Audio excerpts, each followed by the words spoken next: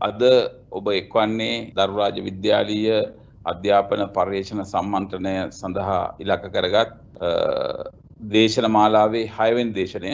දේශනය ඉදිරිපත් කරන්නේ ආචාර්ය වෝල්ටර් සමග ආචාර්ය සකුන්තලා යටිගමන. අපි ළඟ දැනට තියෙනවා මෙන්න මේ අයගේ ප්‍රොපෝසල්ස්. මේ තමයි අපට පර්යේෂණ ඉදිරිපත් කරලා තියෙන අයගේ රෙජිස්ට්‍රේෂන් නම්බර්ස්. ඔබ පර්යේෂණ ප්‍රොපෝසල් එක ඉදිරිපත් කරලා තියෙනවා. නමුත් ඔබේ අංකය මෙතන නැතිනම් අපට ඒ පිළිබඳව කතා කරන්න. එතකොට මේ පර්යේෂණ යෝජනා 100ක් 120ක් විතර තියෙන යෝජනා අපි එකින් එක අරගෙන අපි සාමූහිකව දැන් සාකච්ඡාව කරමින් යනවා. කරලා අපි අලුතෙන් අදහස් ඉදිරිපත් කරනවා. ඒකේ සුළු සුළු වෙනස්කම් මෙහෙම කරොත් හොඳද, මේ විදිහට කරොත් හොඳද කියලා වශයෙන් අපි අදහස් ඉදිරිපත් කරනවා. එතකොට ඊට පස්සේ ඔබට එක්කෙනෙක් බාර දෙනවා. ඇත්තෙන් මම හිතන්නේ මමයි අපි රුවනුයි අපි දෙන්න එකතු වෙලා පර්යේෂණ 25ක් 30ක් විතර තෝරාගෙන තියෙනවා එකතු කරලා සාකච්ඡා කරන්න. ඉතින් එහෙම තෝරාගත්තයින් පස්සේ අපි ඔය කට්ටියට ඊමේල් එකක් යවනවා. එතකොට ඒ සඳහා සාකච්ඡාවක් වෙනම සංවිධානය වෙනවා සිකුරාදාවක නැතුව. මේ එතකොට ඔය පර්යේෂණ ගැන කීප දෙනෙක් මට දුරකථනයෙන් කතා කරා. මම හිතන්නේ අපිට ප්‍රයෝජනවත් වුණා ඒ කතා කරපු ඒවා. ඉතින් මේ මම හිතන්නේ එහෙම ටෙලිෆෝන් එකෙන් කතා කරලා සම්බන්ධ වෙලා ඒ අදහස් අරගෙන අපි වැඩේට බැහැලා අපි දැන් කරමු. ඒක තමයි මගේ යෝජනාව. එතකොට මගේ ටෙලිෆෝන් නම්බරේ මම හිතන්නේ ඔක්කොම ගාව තියෙනවා. මට කතා කරන්න හරි SMS එකක් දාන්න හරි ඒකේ ප්‍රශ්නයක් නැහැ. මේ මට වෙලාව තියෙනවා නම් මම කතා කරනවා. මම කතා කරේ නැත්නම් SMS එකක් දාන්න. එතකොට මට සුදුසු වෙලාවක කතා කරන්න පුළුවන්. ඒ අරන්න මගේ ඊමේල් ඇඩ්‍රස් එකක් තියෙනවා. මම හිතන්නේ ඔය කට්ටිය ගාව ඊමේල් ඇඩ්‍රස් එකට මේ මට ඊමේල් එකකුත් දාන්න. දැම්මහම මට ඒක සම්බන්ධ කරගන්න පුළුවන්. අනික තමයි අපේ වෙබ්සයිට් එකට ගිහිල්ලා බලන්න ඒ ලෙක්චර්ස් අප්ලෝඩ් කරලා තියෙනවා. හොඳයි එහෙමනම් ඩොක්ටර් වෝල්ටර් සහ ඩොක්ටර් සකුන්තලා යටිගම්මන්ට අද දවසේ අධ්‍යාපන පර්යේෂණ ගැන මේ සාකච්ඡා කරන්න කතා කරන්න. හොඳයි අපි මේ 6 වෙනි පර්යේෂණ සම්බන්ධයෙන් 6 වෙනි ලෙක්චර් එක දැන් පටන් ගන්න යන්නේ. එතකොට ගිය සතියේ ආවේ නැති අයත් ඉන්න පුළුවන් කීප දෙනෙක්. ඒ අය වෙනුවෙන් මම ගිය සතියේ කතා කරපු ඒවා ටික පිළිබඳ පුංචි හැඳින්වීමක් කරනවා විනාඩි 2-3ක. එතකොට අපි ගිය සතියේ කතා කරේ මේ ඇක්ෂන් රිසර්ච් එකක් කියන්නේ මොකක්ද කියලා. ඒකෙන්ද ඇත්තටම මේකදී අපිට පේනවා ඉංග්‍රීසි භාෂාවෙන් තියෙනවා. ඒක ඇත්තටම අධ්‍යාපන ගැටලුවක්. අර මහාචාර්යතුමා කිව්වා වගේ මේ කතා කර ඉන්න දෙයක් නෙවෙයි. අපිට ඉස්කෝලේ හරි එහෙම නැත්නම් පන්ති කාමරේදී හම්බ වෙන ගැටලුවක් අපි ඒකට විසඳුම හොයන්නේ කොහොමද කියලා විමර්ශනය කිරීමක් තමයි ඇත්තටම කරන්නේ. ඒ නිසා මේවා මේ ගොඩාක් තියරි එක කතා කරන්න ඕන එකක් නෙවෙයි. ඔබට තියෙන දැවෙන ගැටලුවක් ඔබට නිතර හම්බ වෙන ගැටලුවක් අරගෙන ඒ ඔස්සේ පර්යේෂණ කරන්න තමයි තියෙන ඇක්ෂන් රිසර්ච් එකේදී. ඒතර ඇත්තටම මේක ගත්තොත් එimhe ගිය සතියේ කතා කරපු විදිහට මේකෙන් වෙන්නේ ඇත්තටම ප්‍රොෆෙෂනල් ඩෙවලොප්මන්ට් එකක්. මොඩල් ඔෆ් ප්‍රොෆෙෂනල් ඩෙවලොප්මන්ට් මේ ඇක්ෂන් රිසර්ච් එක නිසා ඔබේ වෘත්තීය දියුණුවක් ඇත්තටම සිදු වෙන්නේ නේද? ඉතින් මේකදී ඔබට බැලුවොත් පේනවා action research is a model of professional development in which educators study student learning related to their own teaching. තමන්ගේම ඉගෙනීමට අදාළ දේවල් තමයි මෙතන දියුණු කරගන්නේ. A process that allows them to learn about their own instructional practices. ගුරුවරයෙක් විදියට තමන්ම උගන්වන දේ පිළිබඳ තමන්ගේම භාවිතයන් පිළිබඳ වැඩි දියුණු කරගන්න තමයි මෙතන තියෙන්නේ. ඒකදී අවසානයේදී බලාපොරොත්තු වෙනවා තමයි මේ ළමයිගේ දියුණුවක්. ළමයිගේ ඉගෙනීම දියුණුවටපත් කිරීම තමයි ගුරුවරයෙක් ඒකට කොහොමද උගන්වන්නේ? මම උගන්වපු කර්ම හොඳද? මම උගන්වන මෙතඩ් එක හොඳද? ළමයිට තේරෙනවද? ළමයි කී දෙනෙක්ට තේරෙන්නේ නැද්ද? මෙන්න මේ වගේ තමන්ගේම ඉගෙන වෘත්තීය සංවර්ධනයක් තමයි ඇක්ෂන් රිසර්ච් වලින් වෙන්නේ. ඒතර මම ගිය සතියේ ඔබට නැවතත් මතක් කරනවා ගිය සතියේ අපි කතා කරපු එකේ සාරාංශය ගත්තොත් මේ ස්ලයිඩ් එකෙන් පේනවා මේ කාර්යමූලික පර්යේෂණයේ කිසියම් ක්‍රමවේදයක් තියෙනවා. කාර්යමූලික පර්යේෂණයේ ගලාගෙන යන වැඩපිළිවෙලක් තියෙනවා. ඒකේ ප්‍රධාන ස්ටේජස් ස්ටෙප්ස් 4ක් තියෙනවා. පළවෙනි ස්ටෙප් එක තමයි නිල් පාටින් ඔබට පේනවා ප්ලෑනින් ස්ටේජ්. අපි මොනවා හරි ගැටලුවක් තෝරගෙන ඒකට කොහොමද විසඳුම හොයන්නේ කියලා ප්ලෑන් කරන්න ඕනේ. දෙවෙනි එක තමයි ඒකස ඇක්ෂන් එකක් ගන්න. නැත්නම් ඩිලිවරි කරනවා. අපි ඒක දියත් කරනවා. දැන් මේ මහාචාර්යතුමා කිව්වා මේ කොච්චර ප්ලෑන් කර තියරි ගැන හිත වැඩක් නැහැ. ඒක ඩිලිවර් කරන්න බැරි නම් අපි ඒක දියත් කරන්න බැරි නම් වැඩක් නැහැ. ඒ නිසා අපි ප්ලෑන් කරලා හිතන එක අපි ඩිලිවරි කරන්නේ නැත්නම් ඒක ඇක්ෂන් එකකට ක්‍රියාවට නගනවා.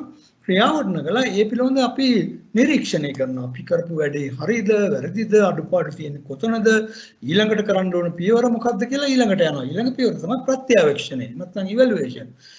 වඩා හොඳ වචනේ තමයි රිෆ්ලෙක්ෂන් කියන වචනේ. ඒ අපි කරපු වැඩේ පිළිබඳව අපිම ආපහු හිතලා බලනවා. ඒතර ගොඩක් සාමාන්‍යයෙන් දැන් මේ ටීචර් කෙනෙක්ගේ රිසර්ච් කරන්නේ කාටවත් පෙන්වන්න නෙවෙයි කියලා මම කිව්වා ඔබට ගිය සතියේ. අපි මේක කරන්නේ අපේම යහපත සඳහා, අපේම දියුණුව සඳහා. ඒ නිසා අපි ගිය සතියේ කිව්වා මතක් කරාමම teacher as a reflective practitioner. මේ ටීචර් රිෆ්ලෙක්ටිව් ප්‍රැක්ටිෂනර් කෙනෙක්. තමන් කරන වැඩේම තමන්ම ප්‍රත්‍යක්ෂය දෙමින් තමන්ම දියුණු වෙන වැඩක්. එමත් ඔය ඇත්තට මේක රිසර්ච් කර ඉදිරිපත් කරනටත් වඩා තමන්ගේ ඩේ ටු ඩේ ලයිෆ් එකේ එන ප්‍රොබ්ලම් එකක් එක්ක ප්‍රශ්නයක් එක්ක කොහොමද අපි කටයුතු කරන්න කියන එක තමයි ඇක්ෂන් රිසර්ච් එකෙන් කරන්නේ. ඒතකොට අද දවසේ අපි මේකෙන් තව එක පියවරක් ඉදිරියට තබනවා. අද දවසේ අපි බලාපොරොත්තු වෙන්නේ මොනවද මේ තියෙන මේ රිසර්ච් වර්ග පිළිබඳ පුංචි නැවත පොඩි හැඳින්වීමක් කරලා ඒ හැඳින්වීම ඔස්සේ අද දවසේ මම ගමන් කරන්න බලාපොරොත්තු වෙනවා තවත් පර්යේෂණ ක්‍රම වර්ගයකට එක්ස්පෙරිමෙන්ටල් රිසර්ච් ඩිසයින් එහෙම නැත්නම් සම්පරීක්ෂණාත්මක පරීක්ෂණ වලට යනවා. ඊට කලින් මම කැමතියි මේ වෙලාවේදී ආචාර්ය සකුන්තලා යටිගම්මන මහත්මියට සම්බන්ධ කරගන්න මේ මොනවද තියෙන අධ්‍යාපනය සම්බන්ධයෙන් තියෙන ප්‍රධාන පර්යේෂණ ප්‍රවේශ තුනක් පිළිබඳව ඔබතුමිය පොඩි හැඳින්වීමක් කළොත් හොඳයි කියලා මම හිතනවා. ඇත්තටම අපි මේ අධ්‍යාපනයේ ක්ෂේත්‍ර තුල සිදු කරන අපි පර්යේෂණ ගැන හිතලා බැලුවොත් අපි මේ පර්යේෂණ විවිධ අරමුණු කරගෙන කරනවා. එතකොට දැන් මේ අරමුණු ඒවා තමයි අපිට යම් දේවල් තේරුම් ගන්න. දැන් අපි ඇක්ෂන් රිසර්ච් කරනකොටත් මම හිතන්නේ ආචාර්ය වෝල්ට මහත්මයා ඉතාම පැහැදිලිව කරා උදාහරණ පෙන්වුවා ගිය සතියේදී. ඒ වගේම අපිට සමහර දේවල් වලදී ඇතම් සංසිද්ධි තවදුරටත් විස්තර කරන්න අපිට පර්යේෂණ කරන්න හේතු වෙනවා. ඒ වගේම යම් දේවල් පිළිබඳ අනාවේකී පළ කරන්න මෙහෙම දෙයක් වෙයි කියලා අපිට හිතන්න ඒවටත් අපි පර්යේෂණ සිද්ධ කරනවා. ඒ වගේම සමහර වෙලාවල් වලදී සිද්ධ වෙනවා අපිට අධ්‍යාපනික එහෙම නැත්නම් මනෝවිද්‍යාත්මකව සමහර සංසිද්ධි ඒ වගේ දේවල් පාලනය කිරීම පිළිබඳව අපිට පර්යේෂණ සිදු කරන්න වෙනවා. ඒ වගේම තමයි මේ අධ්‍යාපනය කියන සංදර්භය තුළ ඉන්න විවිධ පුද්ගලයෝ අපිට බල ගන්නවන්න අපි විවිධ ඇක්ෂන් රිසර්ච් ඇත්තටම අපිට කරන්න පුළුවන් එකක් විදිහට තමයි දැන් ආචාර්ය වෝල්ට මහත්මයා පැහැදිලි කරා. තමන් ප්‍රොෆෙෂනලි නැත්නම් වෘත්තික භාවයේ කොහොමද ඒ සම්බන්ධ වෙන්නේ පුද්ගලයෙක්. අන්න ඒ වගේ විවිධ අරමුණු කරගෙන අපි අධ්‍යාපනයට සම්බන්ධ පර්යේෂණ කරන්න පුළුවන්. ඇත්තටම මේ පර්යේෂණ කරන්න පුළුවන් ප්‍රවේශ තුන මහාචාර්ය මුද්‍යාංශේ විසින් අතරම පැහැදිලි කරා පසුගිය සතියේ සැසිය ආරම්භයේදීම ඒ තමයි ගුණාත්මක පර්යේෂණ ප්‍රවේශය ප්‍රමාණාත්මක පර්යේෂණ පළවෙනි එක ඇත්තටම මේ ස්ලයිඩ් එකේ තියෙන විදිහට ප්‍රමාණාත්මක පර්යේෂණ ප්‍රවේශය ඊළඟ ගුණාත්මක පර්යේෂණ ප්‍රවේශය දෙවෙනි එක තමයි මික්ස් මෙතඩ්ස් කියලා අපි හඳුන්වන්නේ මිශ්‍ර ක්‍රමවේදය කියන එක අපි එම ප්‍රධාන ප්‍රවේශ තුනක් තියෙනවා. අපි පර්යේෂණ කරනකොට අපිට අනුගමනය කරන්න පුළුවන්. අපි ඇත්තටම තවදුරටත් කතා කරොත් මේ ක්වොන්ටිටේටිව් නැත්නම් ප්‍රමාණාත්මක පර්යේෂණ ක්‍රමවේදය කියලා මේ අවස්ථාවේදී අපිට සම්බන්ධ කරගන්න පුළුවන් බෝපිටියේ සිරිසුමේද හාමුදුරුවෝ. අපි මේ සිද්ධ කරපු පර්යේෂණය පිළිබඳව කතා කරනවා නම් එහෙම අපි මේ ලංකාවේ දැන් දෙමව්පියෝ 5 ශ්‍රේණියේ ශිෂ්‍යත්ව විභාගයේ තියෙන කල් පස්සෙන් ඇවිල්ලා ළමයි පස්සෙන් ඇවිල්ලා ඊට පස්සේ 6 ශ්‍රේණියට එනකොට 6 ශ්‍රේණියේ ඉඳලා මේ දෙමව්පියෝ මේ දරුවෝ හලන බවක් පේනවා. ඉතින් ඒකින්ද අපි මේ කල්පනා කළා මේ දෙමව්පියෝ දැන් 6 ශ්‍රේණියෙන් පස්සේ ඒ තිබ්බ සම්බන්ධතාවය ටිකක් හල්ලා දාන්න එක ක්‍රමයෙන් සිද්ධ කරන හින්දා දෙමව්පිය මැදිහත් වීම කියලා කියන ස්වායත්ත විචල්‍යයත් ශිෂ්‍ය සාධනය කියලා කියන පරායත්ත විචල්‍යයත් අතර මොකක් හරි සම්බන්ධතාවයක් වෙසසී සම්බන්ධතාවයක් තියෙනවද කියලා කියන එක සොයා බලන්න අපි අදහස් කළා. ඒ අනුව අපි මේ සඳහා තෝරාගත යුතු උචිතම ක්‍රමවේදය ප්‍රමාණාත්මක පර්යේෂණ ක්‍රමවේදයේ බවට අපි විසින් තීරණය කරලා ඒ අනුව අපි මේ පර්යේෂණ අරමුණු මේ ශිෂ්‍ය සාධනය හා දෙමව්පිය මැදිහත් වීම යන සංකල්ප හඳුනා ගැනීම තෝරාගත් ශිෂ්‍ය නියදියේ සාධන මට්ටම් හඳුනා ගැනීම ශිෂ්‍ය සාධනය හා දෙමව්පිය මැදිහත් වීමේ ඒ ප්‍රමාණය ඇති සම්බන්ධතාවය හඳුනා ගැනීම කියලා කියන මේ අරමුණු මුල් කරගෙන හදාගත්තු පර්යේෂණ ප්‍රශ්න සඳහා පිළිතුරු සොයන්නට අපි තීරණය කළා. ඒ අනුව අපි විශේෂයෙන් මේ හඳුනාගත්තු ප්‍රශ්නවලට අදාළව කල්පිත පිහිටුවා ගැනීම සිද්ධ කරන්නට යෙදුණා.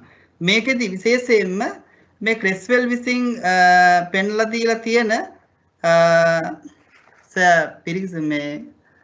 පිරිසලස්මට පොඩ්ඩක් ගියා නම් හරි. ඔව් ක්‍රෙස්වෙල් විසින් හඳුන්ලා දීලා තියෙන ඒ පිරිසලස්ම අපි ප්‍රමාණාත්මක පිරිසලස්ම අපි අනුගමනය කරන්න උත්සාහවන්ත වුණා. ඒ අනුව මෙහිදී විශේෂයෙන්ම අපි මූලිකව ජනගහනය දැන් සමස්ත සම්පූර්ණ ලංකාවේ 6 ශ්‍රේණියේ සහ 6 ශ්‍රේණියේ ඉගෙන ගන්නා වූ ළමයි සහ දෙමව්පියෝ කියලා කියන ජනගහනය කරා අපිට ළඟා වෙන්න බැරි වෙන නිසා අපි මෙහිදී පහසුතා නියති ක්‍රමයක් පාවිච්චි කරලා ඉවර වෙලා මහනුවර සහ කෑගල්ල දිස්ත්‍රික්ක දෙකේ පාසල් 8ක 1AB පාසල් 4ක් ඒ වගේම 1C පාසල් 3ක් සහ type 2 වර්ගයේ පාසල් එකක් කියලා කියන විදිහට පාසල් 8ක දරුවන් සහ දෙමව්පියෝ 256ක් අපි අහඹු ලෙස තෝරාගත්තා. ඒ විදිහට අහඹු ලෙස තෝරාගෙන ඒ විදිහට ඊට පස්සේ ඒ පර්යේෂණ ආචාර ධර්ම වලට එකඟව අපි අර කල්පිත සඳහා අදාළ විසඳුම් සොයන්නට තීරණය කළා. ඒ සඳහා අපි විශේෂයෙන්ම මෙතන දැන් විචල්්‍ය දෙකක් ගැන අපි මුලින් කතා කළා. විචල්්‍ය දෙකක් පිළිබඳව තමයි අපි හොයන්නේ. මොනවද ස්වායත්ත විචල්්‍ය හැටියට දෙමව්පිය මැදිහත් වීම, ඒ වගේම පරායත්ත විචල්්‍ය හැටියට ශිෂ්‍ය සාධනය කියලා කියන මේ විචල්්‍ය දෙක අතර සම්බන්ධතාවයක් තියෙනවද කියලා තමයි අපි බලන්න උත්සාහවන්ත වුණේ. මෙහිදී දැන් අපි ප්‍රමාණාත්මක පර්යේෂණයක් මේකට උචිත ක්‍රමය හැටියට තෝරාගත්තු හින්දා ඒ සඳහා අවශ්‍ය දත්ත අපි ඔය කියන්නේ දත්ත ලබා ගැනීම උපකරණ හැටියට අපි යොදාගත්ත මේ සාධන පරීක්ෂණයක් සහ ඒ වගේම ලෝකයේ මේ විදිහේ පර්යේෂණයක් සිද්ධ කරපු අවස්ථාවක් අපි සාහිත්‍ය විමර්ශනය තුලින් හඳුනාගත්තා. ඒ සාහිත්‍ය විමර්ශනය තුලින් හඳුනාගත්තු ඒ පර්යේෂණයේදී භාවිතා කරපු ලයිකට් පරිමාණයට අනුව සකස් කරපු ප්‍රශ්නාවලියක් අපි අරගෙන ඉවර වෙලා ඒ ප්‍රශ්නාවලිය අපි දෙමව්පියෝ වෙනුවෙන් තමයි මේ ප්‍රශ්නාවලිය අපි ලබා දුන්නේ. විශේෂයෙන්ම දැන් ශිෂ්‍යයෝ වෙනුවෙන් අපි ලබා දුන්නා සාධන පරීක්ෂණයක්. ඊට පස්සේ දෙමව්පියෝ වෙනුවෙන් ලබා දුන්නේ මොකද්ද? ප්‍රශ්නාවලියක්. ඒ ප්‍රශ්නාවලිය අර මුලින් කිව්වා වගේ එතකොට අපි ලෝකයේ කරලා තියෙන පර්යේෂණයකට අදාළව තෝරාගත්තු ප්‍රශ්නාවලියක් අපි පයිලට් පරීක්ෂණයක් සිද්ධ කරලා ඊට පස්සේ ඒක තමයි දෙමව්පියන්ට ලබලා දුන්නේ. ඒ වගේම තමයි අර ශිෂ්‍යයන්ට ලබා දීපු සාධන පරීක්ෂණය ගැන කතා කළොත් එහෙම ඒක සබරගම් පළාතේ වාරාවසාන පරීක්ෂණය සඳහා යොදලා මේ ලබා දීපු ප්‍රශ්න පත්‍රයක් සිංහල භාෂාව සඳහා ඒ ප්‍රශ්න පත්‍රයත් අපි ශිෂ්‍යයෝ වෙනුවෙන් ලබලා දුන්නා. අර ප්‍රශ්නාවලිය අර ලයිකට් පරිමාණයට අනුව සකස් කරපු ඒක අපි දෙමව්පියන්ට ලබලා දුන්නා. ඒ අනුව අපිට දැන් දෙමව්පියන්ට ලබා දීමේදී විශේෂයෙන් සැලකිල්ලක් මෙතෙන් කතා කළ යුතු කාරණාවක් තියෙනවා.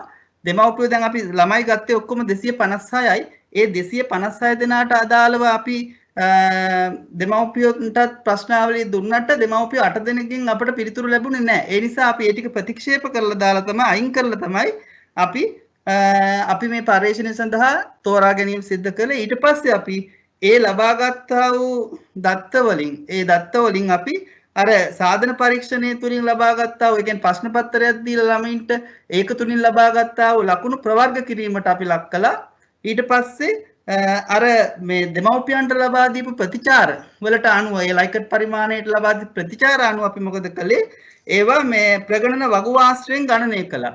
ඊට පස්සේ අපිට ලැබිච්ච මේ ප්‍රවර්ගික දත්ත මොකද අපි මේ කයි වර්ග පරීක්ෂාව සඳහා යොදාගත්තේ ප්‍රවර්ගික දත්ත තියෙන නිසා ඊට පස්සේ මේ ප්‍රවර්ගික දත්ත තමයි අපි ඊට පස්සේ කයි වර්ග පරීක්ෂාවට අනුව අපි මැනුවලි කළේ මේක. මොකද SPSS හරහා අපිට පහසුවෙන් කරන්න පුළුවන්කම තිබුණා. ඒ ස්වාමීන් වහන්සේට ඇහෙනවද මම කියන එක?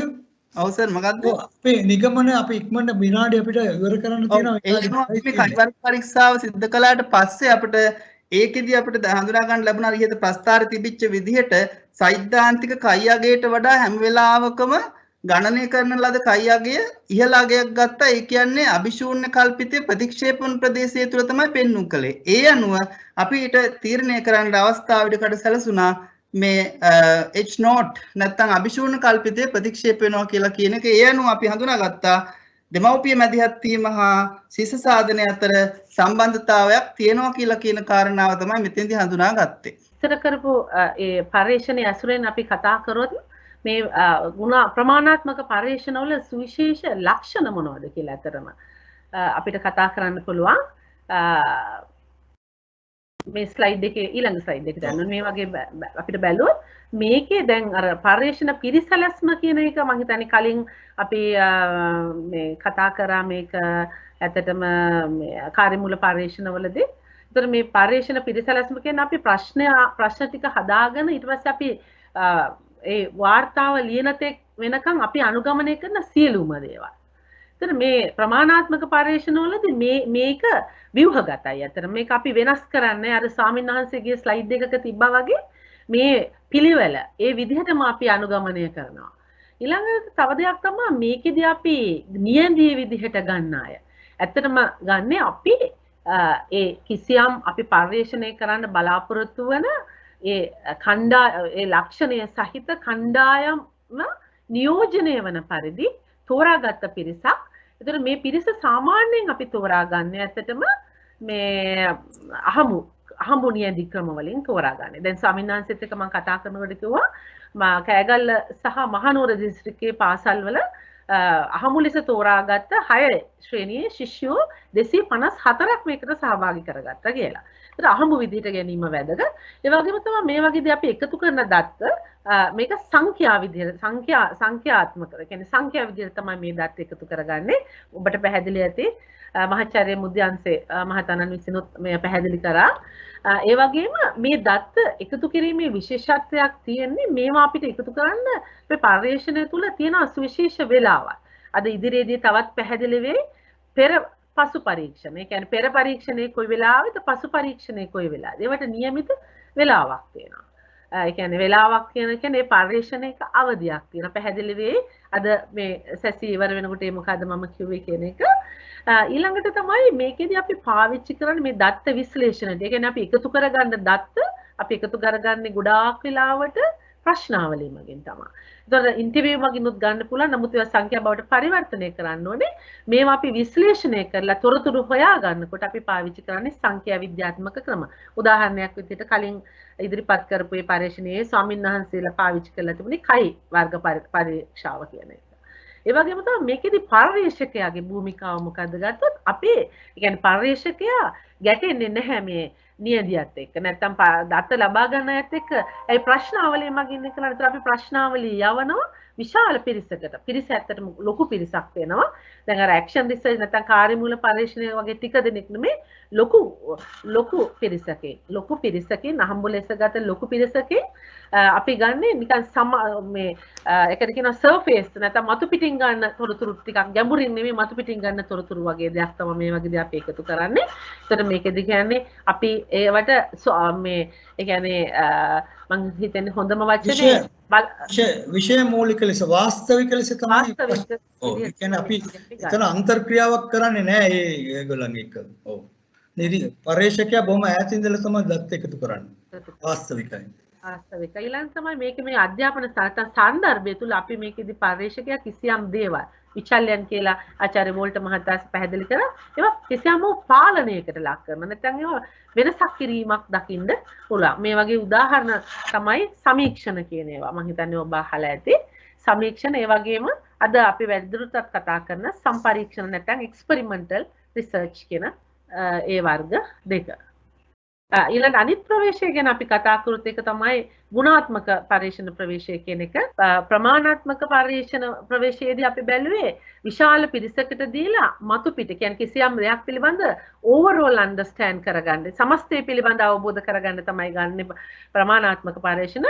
නමුත් මෙතනදී අපි ගුණාත්මකව බලනකොට අපි ගන්නේ කුඩා නියදයක් අරගෙන in-depth information නැත්නම් ගැඹුරින් යමක් පිළිබඳ ගැඹුරින් අධ්‍යයනය කරන්න තමයි යන්නේ. ඇත්තටම අපි මේ ගුණාත්මක පරීක්ෂණ කරනකොට අපි කරන්නේ එක්කෝ කිසියම් අවස්ථාවක් එහෙම අවස්ථාවක් අපි තේරුම් ගන්න නැත්නම් අවස්ථාවක් පිළිබඳ විස්තර කරන්න ඒක ගවේෂණය කරලා බලන්න තවදුරටත් කරුණු හොයන්න නැත්නම් ගැටලු විසඳ ගන්න එහෙමත් නැත්නම් පුද්ගලයෙක් හෝ පුද්ගල සමූහයක් පිළිබඳ ඔවුන්ගේ හැඟීම් ඒගොල්ලෝ සංජානනය කරන විදිය ආකල්ප අග්‍රයා විශ්වාස වගේ දේවල් අවබෝධ කරගන්න අපිට ඕන වෙනවා ශිෂ්‍යයන්ගේ ගුරුවරුන්ගේ විදුහල්පතිලාගේ ඇතුළු විවිධ පිරිස්වල අධ්‍යාපන ක්ෂේත්‍රයේ නියැලෙන ඒවා අවබෝධ කරගෙන ඒවා විස්තර කරලා ඒවා ගවේෂණය කරන්න අනේ ඒ වගේ දේවල් වලට අපි ඒ කියන්නේ ගැඹුරින් යමක් අධ්‍යයනය කරන්න තමයි අපි ගුණාත්මක පර්යේෂණ ක්‍රම යොදාගන්නේ. දැන් මේකෙදි අපි ගන්න පර්යේෂණ පිරිසැලස්ම ගත්තොත් ඒ කියන්නේ මේ පර්යේෂණය කරගෙන යනකොට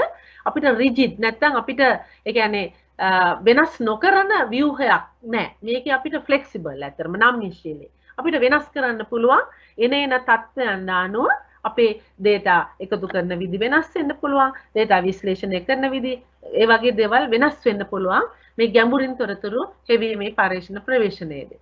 ඒ වගේම පාටිස්පන්ස් නැත්නම් සහභාගී වෙන නියදේ ගත්තොත් මේකෙදි කුඩා ප්‍රමාණයක් ගන්න.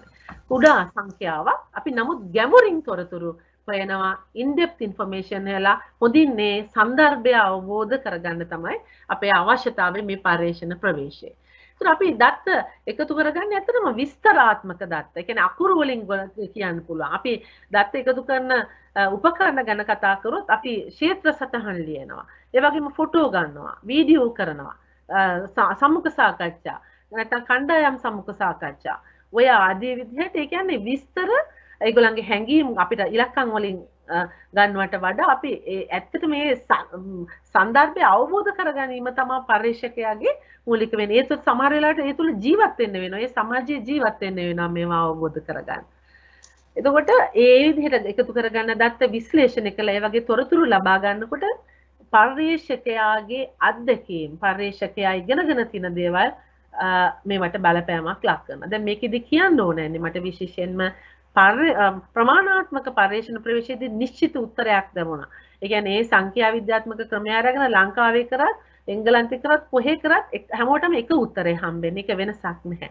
නමුත් මේකෙදි කිසියම් සංසිද්ධියක් දිහා මම බලන ක්‍රමය ඔබ එක එක්කෙනා බලන ක්‍රමය වෙනස්සේ රඳාපවතින ඔබගේ අත්දැකීමක. ඒක තමයි ඉන්ටර්ප්‍රිටේෂන් නැත්නම් අර්ථකථනය. ඒක තමයි මේකේ මූලිකම දේ. මේකේ ලස්සන තියෙන යන්නේ එතන තමයි. හැබැයි කාටවත් මේවා වැරදි කියලා කියන්න බෑ. ඒක මේ ගුණාත්මක පර්යේෂණවල තියෙන දෙයක්. එක එක්කෙනා දකින්න විදිය කියන්නේ. මේකෙදි පර්යේෂකයා ඇත්තටම යනවා ඒ සන්දර්භයට යනවා. ඒ ඉන්ටර්විව් කරන්න නැත්නම් ඒ සම්මුඛ පරීක්ෂණයට භාජනය වෙන්න එක හොඳ සම්බන්ධතාවයක් පවත්වා ගන්න. අපි දන්නවා එහෙම නැත්නම් අපිට අදාළ දත් එකතු කරගන්න බෑ. ඒකේ ජීවත් වෙන්න වෙනවා. ඒ පරිසරවල සමහර වෙලාවට ජීවත් වෙන්න වෙනවා. මේ අවශ්‍ය තොරතුරු එකතු කරගන්න. මෙතනදී ඉතාමත්ම වැදගත් වෙනවා මේ අපි ඇති කරගන්න විශ්වාස බව. අපි දත්ත පර්යේෂකයා සහ ඒ සහභාගී වෙන්නන් අතර. ඒ වගේම තමයි මේකෙදී අපි දත්ත එකතු කරනකොට කිසිම පාලනයක් කරන්නේ විචල්යන් වල අපි ඒ තියෙන ස්වභාව ඒ කියන්නේ naturalistic setting කියනවා ඒකේ ඉඳගෙනම ඒ ස්වභාවයෙන් ඉඳගෙන තමයි අපි දත් එකතු කරන එක තමයි මේකේ සුවිශේෂී බව මේ ලක්ෂණ දෙක වෙන වෙන්නේ ඒ ආකාරයට තමයි. මෙතන සුවිශේෂී තමයි අපි අර කලින් කතා කරපු ප්‍රවේශ දෙක ගත්තාම ඒ දෙකේ තියෙනවා pros and cons ඒ කියන්නේ වාසි සහ අවාසි තියෙනවා. දැන් අතීතයේ ගත්තොත් මේවා බලලා එක ක්‍රමයකට වඩා අනික් ක්‍රමය හොඳයි අනික් ක්‍රමයට වඩා කියනවට මේ ක්‍රම දෙකේම තියෙන හොඳ ලක්ෂණ එකතු කරගෙන අපිට පුළුවන් පරිශ්‍රණයකට දාලා වඩා හොඳ කියන්නේ ප්‍රමාණාත්මක සහ ගුණාත්මකව ඒ ඇසකින් බලලා අපිට පුළුවන් තොරතුරු හොයාගෙන මේ පරිශ්‍රණ සිද්ධ කරන්න. වෝල්ට් මහත්මයා ඊළඟ ස්ලයිඩ් එකට අපිට යන්න පුළුවන් නේද? ඔව් ඇත්තටම මෙතනදී වෙන්නේ අපේ දත්ත එකතු කිරීමේදී සහ දත්ත එකතු කිරීමේදී වගේම දත්ත විශ්ලේෂණයේදී අපි අනුගමනය කරනවා ප්‍රමාණාත්මක සහ ගුණාත්මක විවිධ ක්‍රමවේදයන්. අපිට මම හිතන්නේ මට කලින් කියන්න බැරි වුණා අපි එතනදී දත්ත විශ්ලේෂණයට පාවිච්චි කරන්නේ තේමා විශ්ලේෂණය තමයි ප්‍රධාන වශයෙන් තව ක්‍රම තියෙනවා. ඒතකොට මෙතනදී අපිට පුළුවන් සංඛ්‍යා විද්‍යාත්මක වගේම අපිට පාවිච්චි කරන්න පුළුවන් තේමා විශ්ලේෂණ. ඒ දෙකම අරගෙන තමයි අපි විශ්ලේෂණ කරන්නේ. දත්ත එකතු කරන්නත් අපිට පුළුවන් මේ වගේ පර්යේෂණවලදී අපිට ප්‍රශ්නාවලිය මගින් ප්‍රමාණාත්මක දත් එකතු කරන ඉන්ටර්විව් සහ නිරීක්ෂණ මගින් අපිට පුළුවන් ගුණාත්මක දත් එකතු කරන්න. මේ දෙකම එකතු කළා තමයි අපි අපේ පරිශන ප්‍රශ්නවලට උත්තර ලියන්නේ. දැන් මේකෙදි ඇත්තටම අපි ගත්තොත් මේ සරලව අපිට මෙතෙන්දී අපිට කියන්න බෑ මෙතන තියෙන්නේ මේ ගුණාත්මක ප්‍රමාණාත්මක කියන ඒ දෙවර්ගයේ කියන්නේ දත් එකතු කිරි දත්තවල සහ දත්ත විශ්ලේෂණ ක්‍රමවල එකතුවක්. හැබැයි අපිට ලේබලයක් දාන්න බෑ මේක මේ දෙක පාවිච්චි කරා වෙනුවට මේක මිශ්‍ර ක්‍රමවේදයක්. මේක සඳහා තියෙනවා විවිධ පිරිසැලැස්මන් මම හිතන්නේ මේ පිළිබඳව කෙටියෙන් පැහැදිලි කිරීමක් සිදු කරා මහාචාර්ය මුද්‍යන්සේ මහතාණන් විසින්. එතකොට මට දැන් මෙතෙන්ද කියන්න ඕනේ අපි මිශ්‍ර ක්‍රම වේදය පාවිච්චි කරනවා නම් පරිශ්‍රණයට අනිවාර්යෙන්ම අපිට අපි අනුගමනය කරපු ඒ පිරිසලස්ම මොකද්ද කියලා අපිට කියන්න වෙනවා. මම මේකට පොඩි උදාහරණයක් කියන්න මේ අතරම මගේ පශ්චාත් ආචාර්ය උපාධිය සඳහා මම කරපු මගේ පරිශ්‍රණය මේකෙදි ඇත්තටම බැලුවේ විද්‍යාව ඉගෙනුම ගැනීම ක්‍රියාවලිය සඳහා කොහොමද මොබයිල් ජංගම දුරකථනය පාවිච්චි කරන්න කියලා. මේක ගැන මම කිව්වොත් ඇත්තටම මේක කරන්න මුල් වුණේ අර මම කලින් ගිය සතියේ කිව්වා වගේ ආචාර්ය වෝල්ට මහත්මයා කිව්වා වගේ ඇත්තටම මම මේ පරිශ්‍රණ ඇසකින් මේක දිහා මම හිතන ඔබ තුමා පාවිච්චි කරපු වචනේ පරිශ්‍රණ මනස රිසර්ච් මයින්ඩ් එතනදී ඇත්තටම උනේ මට හම්බුණා මගේ අතීතයේ එක අවස්ථාවකදී විද්‍යාව ගුරුවරු සමූහයකට කොහොමද විද්‍යාව ඉගෙනීම ඉගෙනීම් ක්‍රියාවලියේ ඵලදායීත්වය වැඩි කරන්න තොරතුරු සංනිවේදන තාක්ෂණය භාවිතා කරනවා. ඒතර මෙහිදී මට ඒක කියන්න ඕනුනේ මගේ අත්දැකීම් තියෙන මම විද්‍යාව ඉගෙනගත්ත කෙනෙක් විදිහට විද්‍යාව උගන්වපු කෙනෙක් විදිහට විද්‍යාව උගන්වනකොට ප්‍රධාන වශයෙන් අපි සංකල්ප සහ ක්‍රියාවලිය කියලා දෙකක් උගන්වනවා.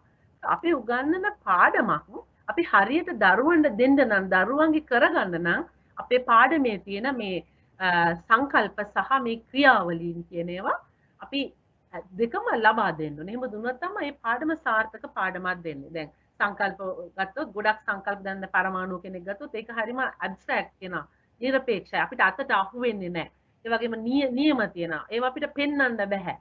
ඒකට ඔක්කොම හිතෙන් හිතා ගන්න තියෙනවා. නමුත් මේ ICT වල නැත්නම් තොරතුරු සංනිවේදන තාක්ෂණය මේවා අපිට පෙන්වන්න විදි තියෙනවා. සිමියුලේෂන් කියලා තියෙන විවිධ දේවල් තියෙන අපි ලබන සතියේ ගැන තවදුරටත් කතා කරමු. එතකොට මේක කියන්න මම මේ ගුරුවරුන්ට මේක පැහැදිලි කරලා දුන්නා. නමුත් පැහැදිලි කරලා දුන්නත් මේ ගුරුවරුන්ගේ කියපු දේ තමයි වැඩම අපිට මේවා උනාට අපිට මේ ඉස්කෝලේ පාවිච්චි කරන්න බෑ. අපිට ඕන රිසෝසස් නැහැ. ඕකම තමයි කියන්නේ නෑ කියලාමයි කියන්නේ. ඒතකොට දැන් මේක මගේ ඇත්තටම මේක මගේ ඔළුවේ වැඩ කරා. ඊට පස්සේ මම මේක ගැන අතන පරිශ්‍රණ මනසකින් බැලුවා කියලා හිතන්න පුළුවන්. මේ අවස්ථාව මේ කාලෙදිම වගේ තමයි මට මගේ මේ PhD එක කරන්න අවස්ථාව හම්බුනේ. එතකොට මේ මොබයිල් ෆෝන් ගැන මට වැඩිදුරටත් අධ්‍යයනය කරන්න ලැබුණා. ඒත් මට හිතුණා මේ ඔබට මේ තිරේ දැක්වෙන දේවල් අපිට විද්‍යා අධ්‍යාපන නැත්නම් විද්‍යාව පාඩමක ඉගෙනුම ගැනීම ක්‍රියාවලිය සාර්ථක කරගන්න උදව් කරගන්න පුළුවන්. මම ඒවා පැහැදිලි කරන්නේ ඔබ දන්නවා. හරි? නමුත් මේ සියලුම උපකරණ මේවා මිල අධිකයි. මේවා තමයි ඉස්කෝලවල නැහැ කියලා ඇත්තටම ගුරුවරු කිව්වේ. මේ සියල්ලම තියෙනවා මෙන්න මේ පුංචි උපකරණ මේ අතේ තියාගෙන ඉන්න මහතුරුන්ගේ නැත්නම් අපේ පිරිමි ගුරුවරුන්ගේ සාක්කුවේ නැත්නම් අපේ නැත්නම් හෑන්ඩ් බෑග් තියෙන මේ උපකරණ මේ සියලුම දේවල් කැටි කරලා තියෙනවා. අපිට මේක ලාභයට ගන්නත් පුළුවන්. ඒ ඉතින් මේක තියාගෙන අපිට මේකෙන් වැඩක් ගන්න බැරිද? මේ නෑ කියන්නේ නැතුව කියලා මට හිතුණා. ඒ වගේම තමයි අපි දරුවෝ මේක ඇත්තටම 2009 කරපු පරිශ්‍රණයක්. ළමයි ඒ වෙනකොට ළමයි බහුතරයක් මේක පාවිච්චි කරන්න දැනගෙන හිටියා.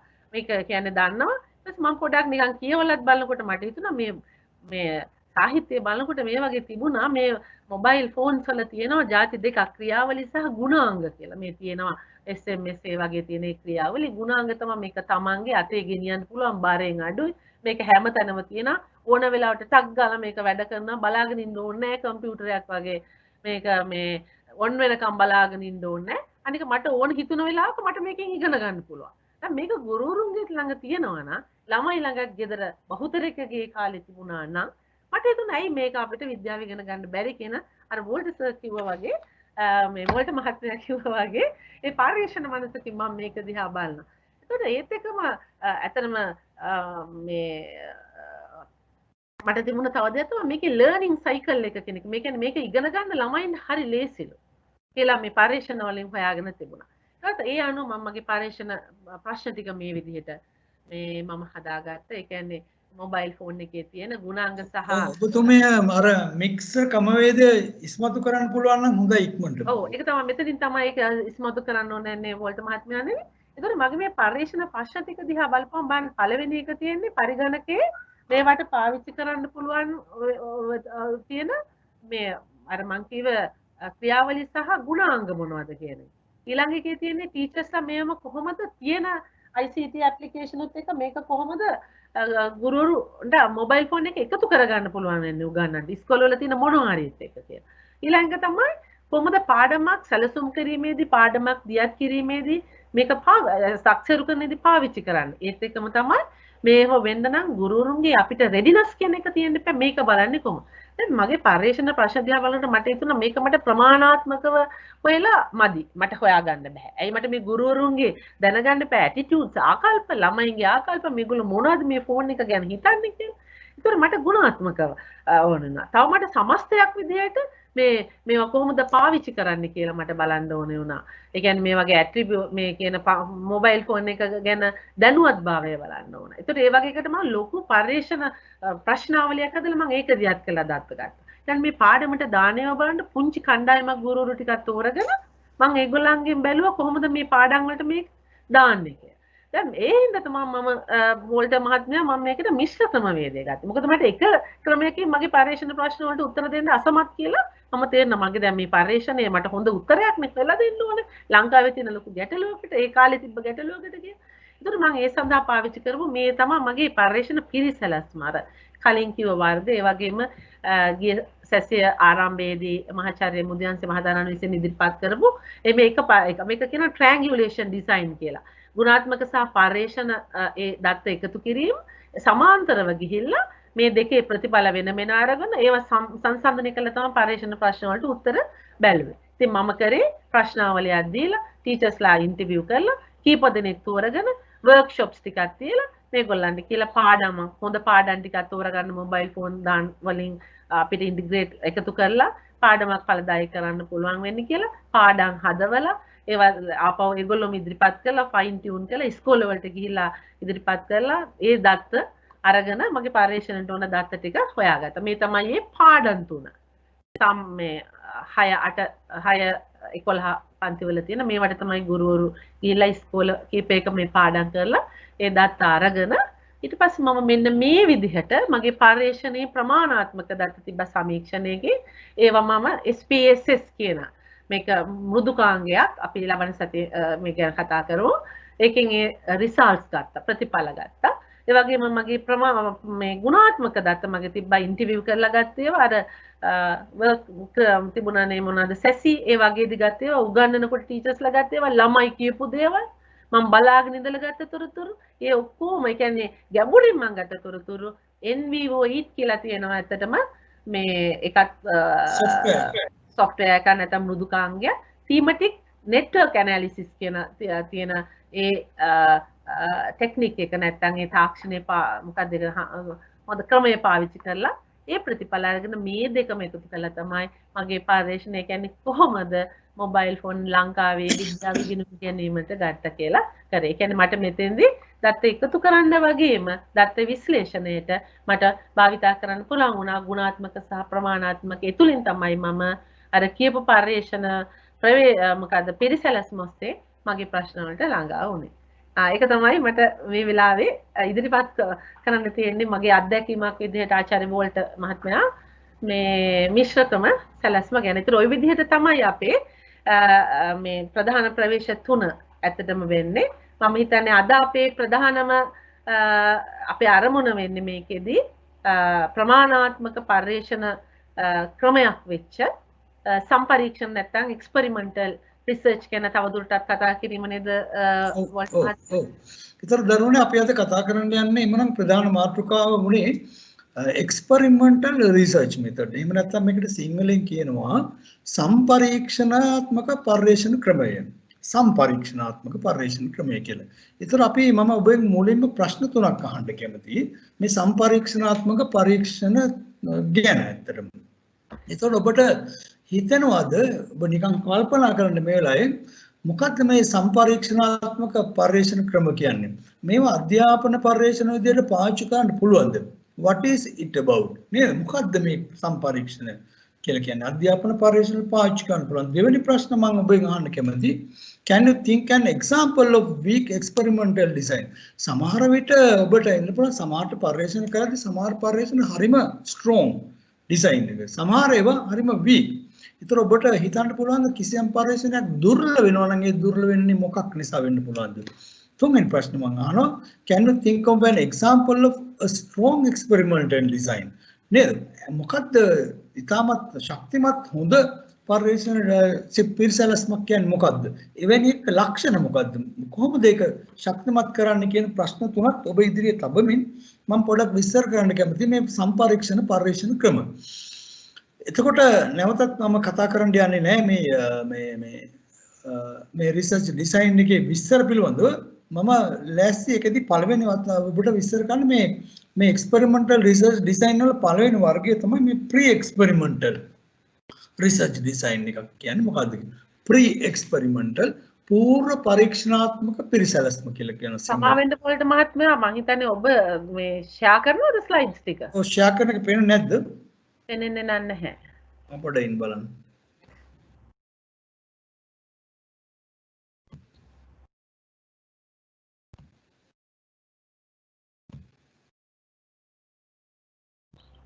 දැන් පේනවද? දැන් පේනවද බං? තාම නෑ වගේ. මම හිතන්නේ ඔයා අයින් වුණේ නැද්ද කොහෙද එතනින්? ඔයා අයින් වෙලා නැහැ මට පේන්නේ ඒකයි කියලා මට. දැන් හරි වුණා. හරිද? හොඳයි. හොඳයි. නන්දිර මහත්මයා කියනවා දැන් හරි කියලා පේනවා කියලා. හොඳයි. ඒ නිසා නැවතත් අපි යමනවා මේ සම්පරීක්ෂණාත්මක පරීක්ෂණ ක්‍රම වචනේත් ටික බලන්නකො සම්පරීක්ෂණාත්මක එක්ස්පෙරිමන්ට් එකක් ඇත්තම පරීක්ෂණාත්මක පිරිසැලැස්ම කියන්න පුළුවන්. නමුත් ඒක දාලා තියෙන ටෙක්නිකල් ටර්ම් එක සම්පරීක්ෂණාත්මක කියලා කියනවා. ඉතින් සම්පරීක්ෂණාත්මක පර්යේෂණ ක්‍රමයේ තියෙන එක පර්යේෂණ වර්ගයක් තමයි pre experimental designs. එහෙම නැත්නම් පූර්ව පරීක්ෂණාත්මක ඒවා කියන්නේ. ඉතින් මේ පූර්ව පරීක්ෂණාත්මක ලක්ෂණ කීපයක් මම ඔබට චුට්ටක් කියන්නම්.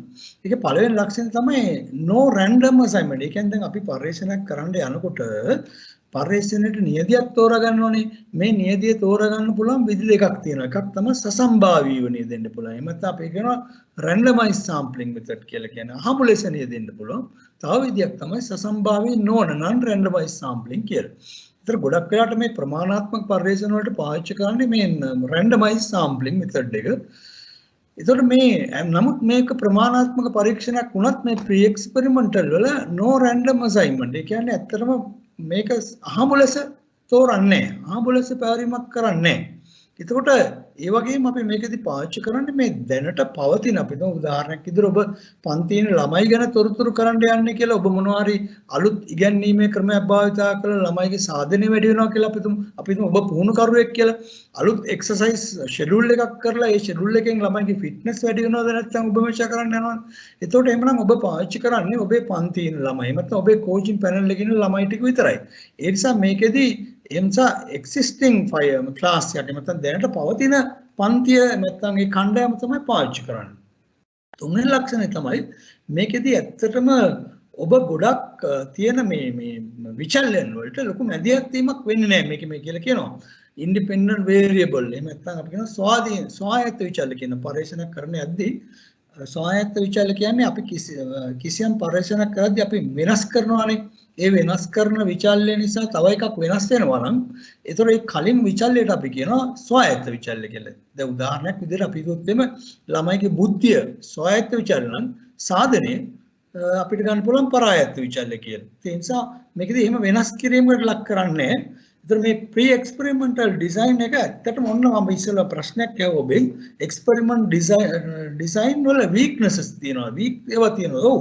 මේ pre experimental design එක කියන එක weak එකක්.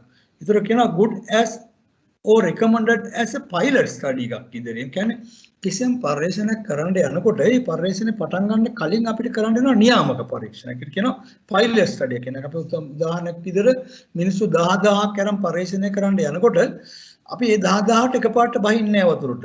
අපි පුංචි නියදියක් කරන් ඉස්සෙල්ලා පරිශීලනය කරලා බලන අපේ උපකරණ හරිද? අපි කතා බහ කරන විදිය හරිද?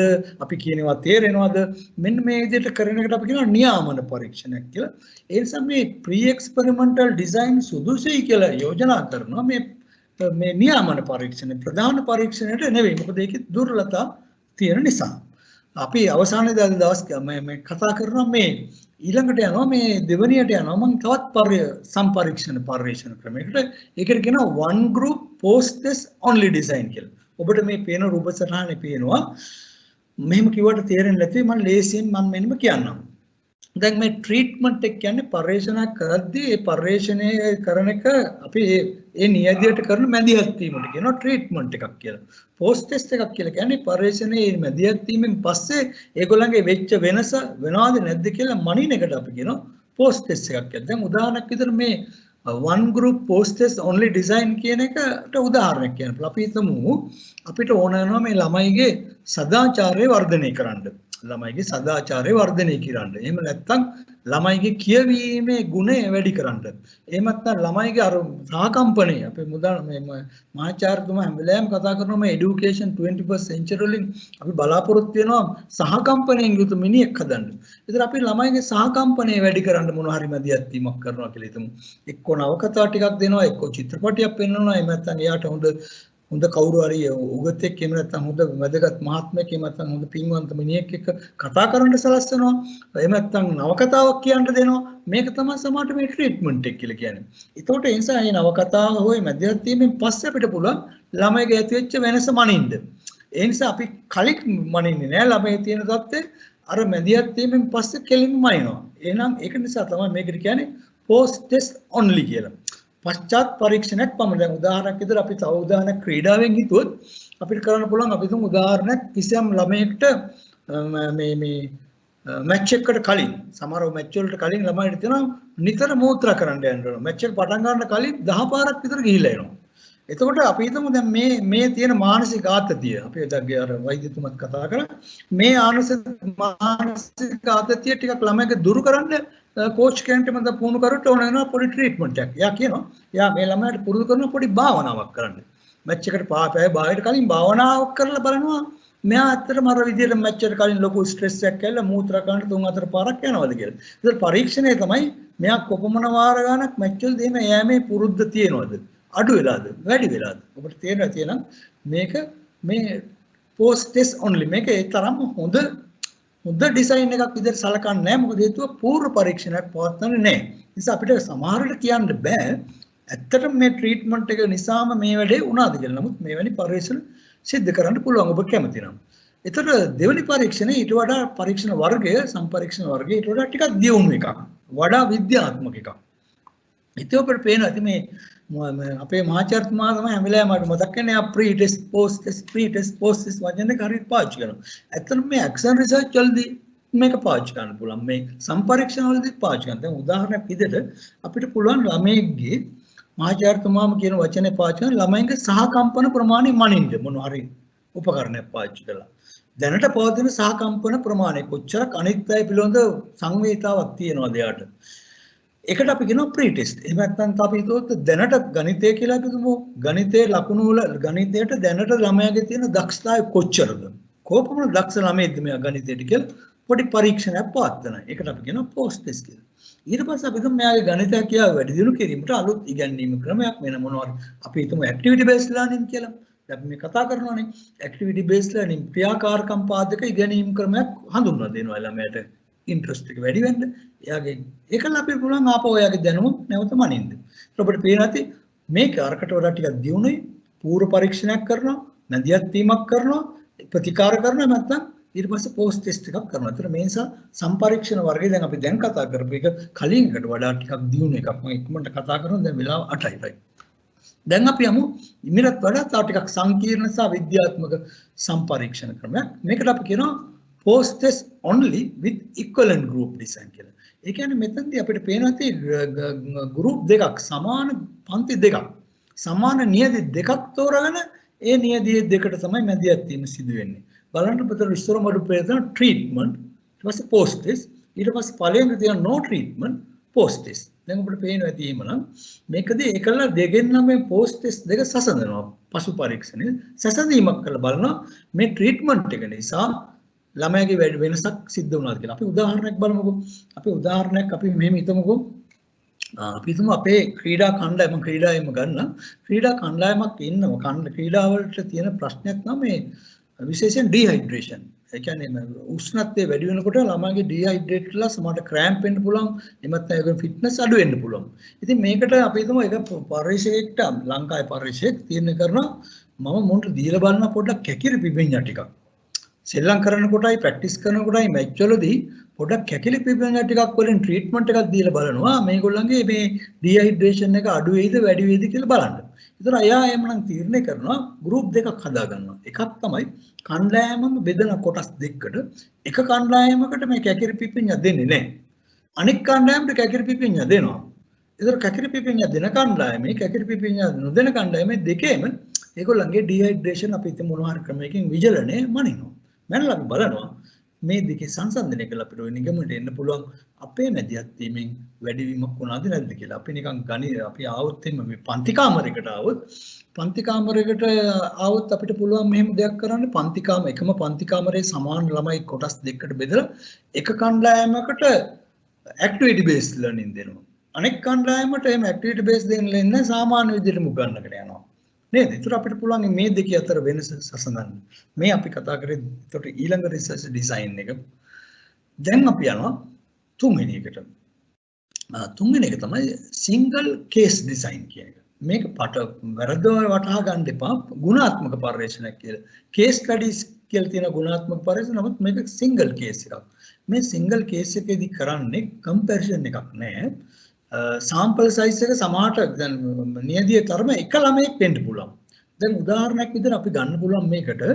ඒ වගේම මේකට මේ රැන්ඩම් අසයින්මන්ට් එකකුත් නෑ. අහඹු ලෙස තෝරා ගැනීමකුත් නෑ. මම මේකට උදාහරණ විදිහට ගන්නවා ඇත්තටම අපේ රොෂාන් මහානාම මහත්මයා. ඔබ කවුරුත් හඳුන්වන රොෂාන් මහානාම මහත්මයා අපේ හිටපු ඇමතිවරයෙක් නේද? සමහර අය කියනවා පුළුවන් රොෂාන් මහානාම ඇමතිවරයෙක් නේ. ලංකාවේ විශේෂිතම ක්‍රිකට් ක්‍රීඩකයෙක් රොෂාන් මහානාම කියන්නේ. මේ රොෂාන් මහානාම මහත්මයා කේස් එකක් විදිහට දැන් මම සලකනවා. මොකද්ද රොෂාන් මහානාම මහත්මයාට ඔබට මතක ඇති 96 වර්ල්ඩ් කප් ක්‍රිකට් තියෙන කාලේ එයාට එනවා ප්‍රශ්නයක් ක්‍රෑම්ප් එකක් එනවා. මේ කෙන්ඩ පෙරලිමේ රෝගයක් එනවා. ඒතර අපි හිතමු කෙන්ඩ පෙරලිමේ රෝගය ගැන විසඳුමක් දෙන්න බාර දෙනවා මේ වෝල්ටර් සෙනරත් මහත්මයාට. මම දන්නේ දෙයක්වත් නැහැ. මගෙන් අහනවා මේ රොෂාන් මහත්මයාගේ කෙන්ඩ පෙරලිනවනේ මේ මැච් වලදී ටිකක් වෙලා සෙල්ලම් කරන පැයක් දෙකක් යනකොට විශේෂයෙන් මේ ගොඩක් මේ ස්ටේඩියම් වල සෙල්ලම් කරනකොට ක්‍රෑම්ප් වෙනවා. වෝල්ටර් මහත්මයා මොකද කරන්න පුළුවන්? මම එතකොට කියනවා ඔන්න ඔය රොෂාන් මහත්මයාට අපි දෙමුකෝ ඇම්බන් කෙසෙල් ගෙඩි සීරීස් එකක්. ඇම්බන් කෙසෙල් ටිකක් දීලා බලමු හැමදාම ප්‍රැක්ටිස් කරද්දී මැච් එකට කලින් බලමු රොෂාන් මහත්මයාට මේ විදියට ක්‍රෑම්ප් එනවද නැද්ද? එහෙමනම් දැන් මොකක්ද උනේ? සිංගල් කේස් එකක්. එක පාර්ටිසිපන්ට් කෙනෙක් රොෂාන් මහත්මයාට ඇම්බන් කෙසෙල් ගෙඩි දීලා බලන්න ප්‍රැක්ටිස් කරන වෙලාවෙත් මැච් එකට කලිමුත් මැච් එක යන වෙලාවෙත් පොඩ්ඩක් වරින් වර පුළුවන් අපිට බලන්න ඇත්තටම එයාගේ ක්‍රෑම්ප් එක අඩු වෙනවද වැඩි වෙනවද? මම මේ කිව්වේ ඇත්තටම සත්‍ය සිදුවීමක්. ඇත්තටම රොෂාන් මහත්මයාගේ මේ කෙන්ඩ පෙරලන එක අඩු කරා දේශීය ආහාර මගින්. ඒ නිසා මෙන්න එතකොට සිංගල් කේස් එකක් ඇත්තටම. හැබැයි මම නෙවෙයි උපදෙස් දුන්නේ. හොඳයි දැන් අපි ඊළඟට කතා කරනවා තවත් ඉක්මනට අපි කතා කරගෙන යමු. මට සම්බන්ධ කරගන්න වෙනවා පුද්ගලයෝ කීප දෙනෙක් රිසර්ච් කරපු අය ඉදිරියේදී withdrawal single case design කියනවා. withdrawal single case design withdraw කරගන්නවා. එහෙම නැත්නම් අයින් වෙනවා යම් කිසි දෙයක්. මොකක්ද බලමු මේක තේරෙන්නේ නැහැ වෙන්න පුළුවන් ඔබට මොකද්ද කරන්න කියලා. ඉස්සරම ඔබට පේනවා මේ පළවෙනි පෙට්ටි තුනක් තියෙනවා. මේ පෙට්ටි තුනේ ඊතලයක් එක්ක තියෙන පළවෙනි පෙට්ටියේ තියෙන්නේ බේස් ලයින් එකක්. Multiple observation. ආරම්භක වශයෙන් බහු නිරීක්ෂණයක යෙදෙනවා. බහු නිරීක්ෂණයක යෙදෙනවා කියන්නේ අපි හිතමු මෙන්න මේ විදිහට. අපි පරිශීලනයක් කරද්දී කිසියම් දෙයක් සම්බන්ධයෙන් එක දවසක් බලලා බෑනේ. එක දවසක් බලලා නැහැ. උදාහරණයක් අපි හිතමු ළමයෙක් කරන්න යනවා මේ දලඹුවන්ට මිරිස් වගාවට දලඹුවන් ඉන්නේ කොහොමද කියලා දලඹුව එන්නේ කොහොමද කියලා දලඹුව කොච්චර වගාවට එනවද කොයි ගස් වලට වැඩිපුර එන්නේ එහෙම නැත්නම් කොයි දළු වලටද වැඩිපුර එන්නේ මෝරාපේවට කඳට දෙන්නේ කොයි වෙලාවෙද වැඩිපුර වෙන්නේ කියලා දවස් ගානක් ඔබ්සර්ව් කරන්න පුළුවන්. අපි ඒකට කියනවා මල්ටිපල් ඔබ්සර්වේෂන්. මෙතන මේ Q1 Q2 තිත්තිරක් දාලා Q3 කියන්නේ දවස් ගාණක් ඔබ්සර්ව් කරන්න වෙනවනේ. එක දවසකින් ඔබ්සර්ව් කරන්න බෑනේ. ඒ නිසා මේ වගේ වෙලාවකදී මේ බේස් ලයින් එකක් එහෙම නැත්නම් මූලික නිරීක්ෂණයක් ඉස්සෙල්ලා කරන දවස් ගාණක් තිස්සේ. ඊට පස්සේ තමයි මැදිහත් වීම සිදු වෙන්නේ. හැබැයි මේ මැදිහත් වීමත් එකක් නෙවෙයි. මැදිහත් වීම කීපයක් සීරීස් එකක් කරනවා අපිට පේනදී. එතන ට්‍රීට්මන්ට් ඇට තියෙනවා O1, O12, T12, T20 වගේ ගොඩාක් ට්‍රීට්මන්ට්ස් එන අපි තුන් මේකට සබන් පාවිච්චි කරනවා. අපි තුන් මේ ගොළු බෙල්ල මර්ධනය කරන්න සබන් ස්ප්‍රේ කරනවා කියලා පරීක්ෂණයේදී. සබන් ස්ප්‍රේ කරලා බලනවා මේවට අපි තුන් පාත්ති කීපයකට ස්ප්‍රේ කරලා බලන දවස් ගාණක් ස්ප්‍රේ කරලා බලලා අපි බලනවා තුන්වෙනි පියවර මේක ඔබට තියෙනවා බේස් ලයින් ආයෙත් මල්ටිපල් ඔබ්සර්වේෂන් එකක් ආයෙත් බලනවා දවස් කීපයක් බලන්න වෙනවා. එක දවසක් බලලා හරියන්නේ නැහැ මේ ට්‍රීට්මන්ට් එකෙන් පස්සේ.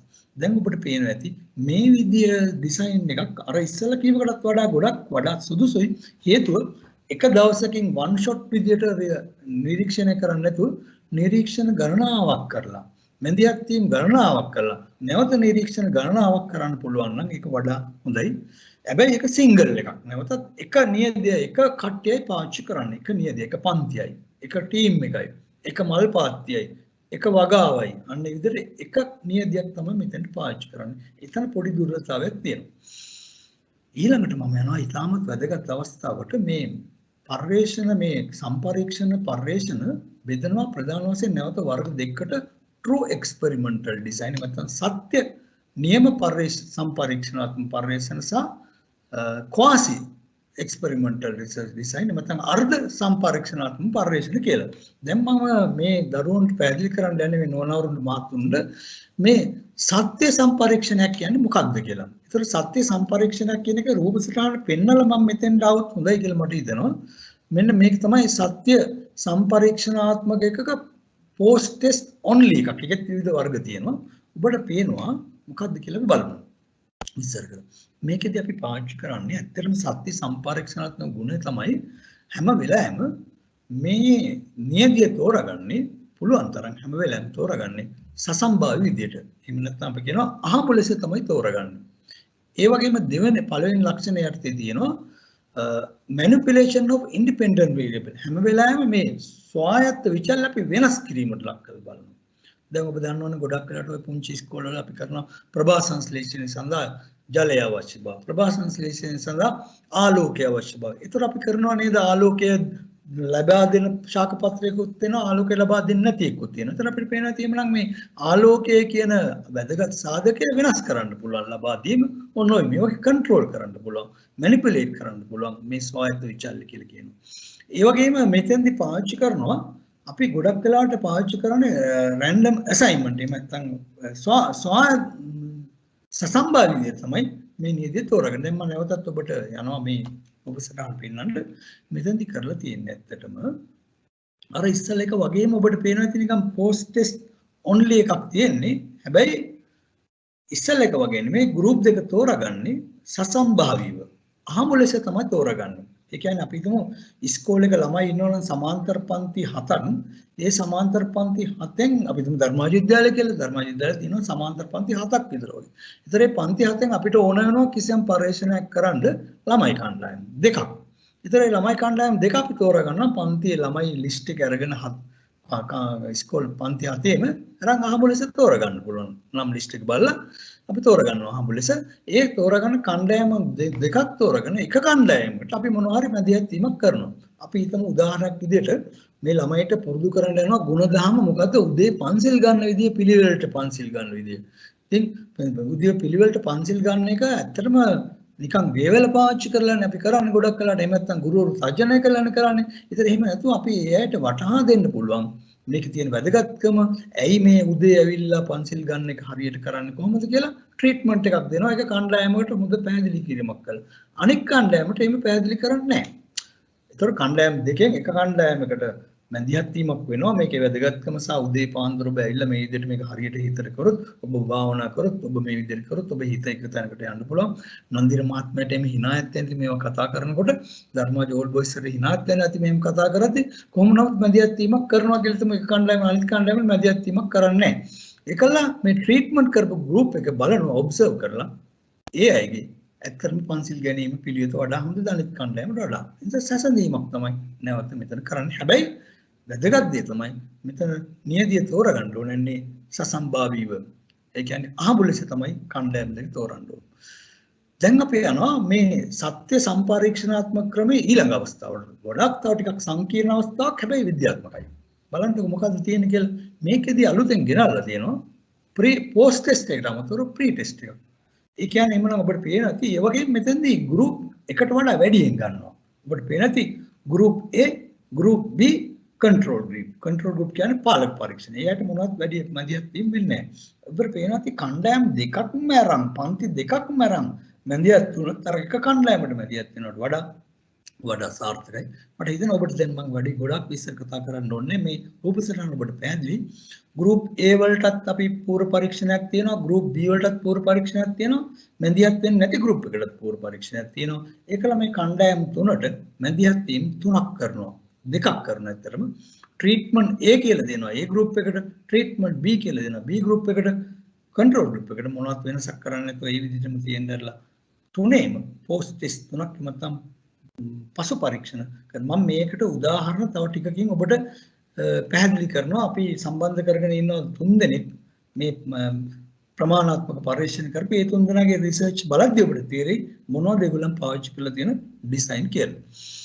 අවසානයේදී මම තව ටිකක් එහාට ගියොත් මේකෙදී අපි පැහැදිලි කරන්න ලෑස්ති මම repeated measures design මේක තව ටිකක් සංකීර්ණ කරලා තියෙනවා. ඒ වගේම සංකීර්ණ වුණාට නොනවර මහත්තුනේ මේක වඩා විද්‍යාත්මකයි. වඩාත් නිවැරදි අපේ පරිශ්‍රණ නිගමන වලට එළඹෙන්න පුළුවන්. නැවතත් තියෙන group A, group B සහ group C කියලා තුනක්. බලන්න ඉතින්. ඒතර control group එකක් කියලා නෙවෙයි තියෙන්නේ group A, group B, group C කියලා group තුනක්. ඒ group තුනට ආරම්භක තත්ත්වයන් වනිනවා. මේක action research වලදීත් කරන්න පුළුවන් ඕනනම්. ආරම්භක තත්ත්වමයි not. ඒකල ඒකට post test තුනක් තියෙනවා අපිට පේනවා. මැදිහත් තීම් වර්ග තුනක් තියෙනවා. treatment තුනක් තියෙනවා group තුනට. ඊට පස්සේ නැවතත් post test එකක් තියන්න පුළුවන් වර්ග තුනේ. ඔබට පේනවා තියෙනවා මේ විදිහට මේකදී හැබැයි කරන විදියක් තමයි මේ treatment එක repeat කරනවා. treatment එක repeat කරනවා කියන්නේ නැවත නැවත දීලා බලනවා. දැන් උදාහරණයක් අපි ගත්තොත් මම මේකට පැහැදිලි කරන උදාහරණයක් අපි හිතමු අපිට ඕන වෙනවා මේ බොක්සින් කීලකේම තමයි හැම වෙලාවෙම මට ගන්න තියෙන කමක් නෑ. අපි වෙනත් එකක් ගමු කාටත් තේරෙන විදිහට. අපි හිතමු ළමයින්ගේ ආකල්ප වැඩි දියුණු කරන්න කිසියම් නවකතා තුනක් මෙතන නවකතා ටිකකින් ආකල්ප වැඩි දියුණු කරන්න අපි යනවා කියලා හිතමුකෝ. ඒතකොට අපි ගෲප් තුනකට තෝරගෙන මේ ගෲප් තුනේම දැනට පවතින ආකල්ප මනින්න පුළුවන් ළමයිගේ. ඒ කියන්නේ රසවින්දනය කියව කියලා අපි හිතමු. කිසියම් ගීත හරි සාහිත්‍යමය රසවින්දනය කියව මනිනවා. මනලා අපි ඒ අයට කණ්ඩායම් තුනට හඳුන්වලා දෙනවා විවිධ රසවින්දනයෙන් යුතු නවකතා. ඒතකොට ඒ කණ්ඩායමට එක් ආකාරයකට රසවින්දනය B එකට තවත් C එකට තවත්. ඒකල ඒ විදිහේ රසවින්දන කීපයක් අපි තියලා දීලා ඒ අයට අපිට පුළුවන් කරන්න ඒගොල්ලන්ගේ රසවින්දන හැකියාව වෙනස් වෙනවද නැද්ද කියලා මනින්න. ඒතකොට ගෲප් තුනක් තියෙන නිසා වඩා විද්‍යාත්මකයි කියලා පිළිඅරන් තියෙනවා. දැන් මම එනවා අවසාන පරීක්ෂණ වර්ගයට. මේ සම්පරීක්ෂණ පරීක්ෂණ වර්ග කරනකොට එක වර්ගයක් තමයි quasi experimental design. එහෙම නැත්නම් සිංහලෙන් කියනවා අපි ඒකට අර්ධ පර්යේෂණාත්මක කියලා. අර්ධ එහෙම නැත්නම් භාගයක් කියන්නේ. ඇත්තටම quasi කියන එකේ තේරුම almost. ඒ කියන්නේ ඇත්තටම මේකත් සම්පරීක්ෂණාත්මකව තමයි පරිමශයෙන්. නමුත් සත්‍ය සම්පරීක්ෂණාත්මක නෙවෙයි. හේතුව තමයි මේකෙදි මේ ළමයිව මත නියදිය තෝරා ගැනීම කරන්නේ නැහැ සසම්භාවීව. ඒ නිසා සසම්භාවීව කරන්නේ නැතුව ඒගොල්ලන්ගේ real life situation එක ඒ කියන්නේ ස්වභාවික තත්ත්වයට තමයි මේ පරිශ්‍රණය සිදු කරන්නේ. ඒතර අර කියන විදිහේ වර්ග ඔක්කොම apply කරන්න පුළුවන් සසම්භාවීව සිදු කරන්නේ නැතුව එහෙම වුණොත් ඒකට කියනවා අර්ධ සසම්භාවීදී අර්ධ සම්පරීක්ෂණාත්මක පරීක්ෂණ ක්‍රම කියලා. ඒකෙදි මේ අවසානයේදී කියලා තියෙන අපිට ටිකක් බය වෙන්න පුළුවන්. threats to internal validity. ඒ කියන්නේ නැත්තම් පරීක්ෂණයක් කරද්දී පරීක්ෂණයේ අභ්‍යන්තර වළංගුතාව කියලා එකක් තියෙනවා. පරීක්ෂණ වළංගුතාව කියලා කියන්නේ ඒක පුළුවන් කොයිතරම් දුරට මැනීමට අපේක්ෂා කරන දේ මැනෙනවද කියන එක. එතකොට මේකේ මේ අභ්‍යන්තර වළංගුතාවට හානි වෙනවා. තර්ජනයක් තියෙනවා කියලා කියනවා. මේ quasi experimental research design එක පාවිච්චි කරොත් සත්‍ය සම්පරීක්ෂණ තරක්ම ගුණාත්මක බවින් ඉහළ නැහැ කියලා තමයි කතා කරන්නේ. එතකොට මේ තියෙන එතකොට ඒ විදිහට ගත්ත ක්වාසි එකක් post test pre test දෙකම තියෙන එකක්. හැබැයි අපිට පේන අතර ඉස්සෙල්ලා වගේමයි වෙනස තියෙන්නේ මේ නියත දෙක තෝරලා තියෙන්නේ සසම්බායු නෙවෙයි non randomized group දෙකක් තියෙනවා. වැඩි විස්තර කතා කරන්න යන්න පේන මේ දෙක ඉස්සෙල්ලා රූප සරණ වගේම කියලා අපිට පේන තියෙනවා. මේකේ වෙනස තමයි ඉස්සර කතා කරපේ වගේ සසම්භාව්‍ය නියති තෝරාවේ මේ වෙලාවේ සසම්භාව්‍ය නියති තෝරන්නේ ඇක්චුලි වෙනසකට තියෙන එකට කියනවා ක්වාසි කියලා. තවත් තියෙන මේ විදිහම එකක් ඒකෙම එකක් එක ගෲප් එකක් සසම්භාව්‍ය තෝරන්නේ නැතුව කතා කරොත්. I am Sagidharan and the MPhil student in Postgraduate Institute of Science PGIS. My research is the case study of student-centered chemical laboratory activities. You are a residential area? Vaunia, sir. You are from Vaunia. Yes. I conducted this study in Vaunia district, sir. This is case study. Actually, this case study have taken based on the reference of the analysis report of O-level examination and A-level examination. The analysis report says the most of the practicals have not been conducted at classroom level or laboratory or school level. Based on that reason, most of the students fail to answer the practical related questions in the both common exams. So that's why I taken this research. First of all, we will follow through the steps.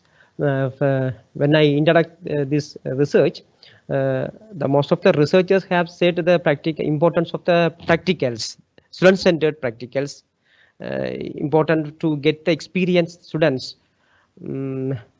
So the research aim is to explore the effect of student-centered approach on grade 11 students chemistry learning through chemistry practical.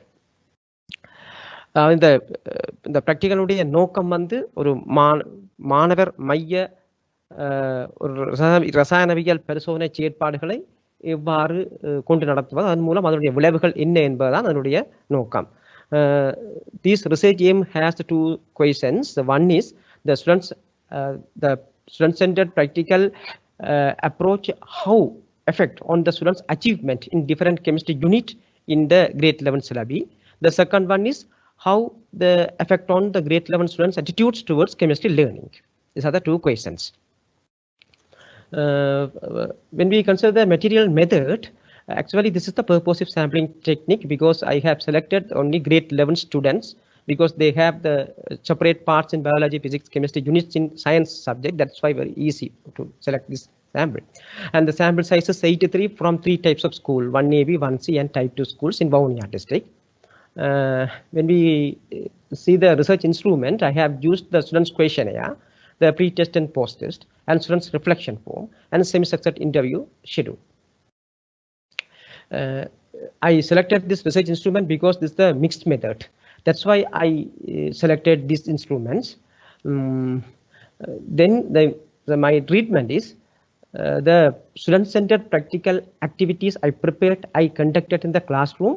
That is considered as a treatment. Here I prepared the student-centered practical 6 approaches: pre-lab test, then the engaging activities, then the practical and safety guide, then recording, then day-to-day application, the last assessment. These are the approaches in the student-centered practical material. In the data collections, I administered the students' questionnaire before the treatment. Then I conducted the same questionnaire after the treatment for the same sample. Then I implemented the student-centered practical materials to the students.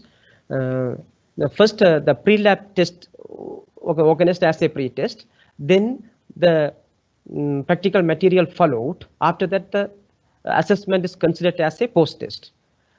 Then the practical followed. I observed during the practical time, I observed their activities and videos, photos, semi-structured interviews, and some field notes was taken. Then I got the results through the analysis, the quantitative and qualitative way. In the quantitative way, in the Likert scale questions, the 5 scale, the strongly agree is considered as a agree level and difficult to say, as well as the disagree and strongly disagree considered as a disagree level. Here, for an example, when I take my interest in learning chemistry high, the question, more before the treatment, the percentage of students 25.1. Then after the treatment, they have get the agree level 45.9, and the p values also taken for the pre-test and post-test for the PATI test through the SPWS package. I got the 3 lessons.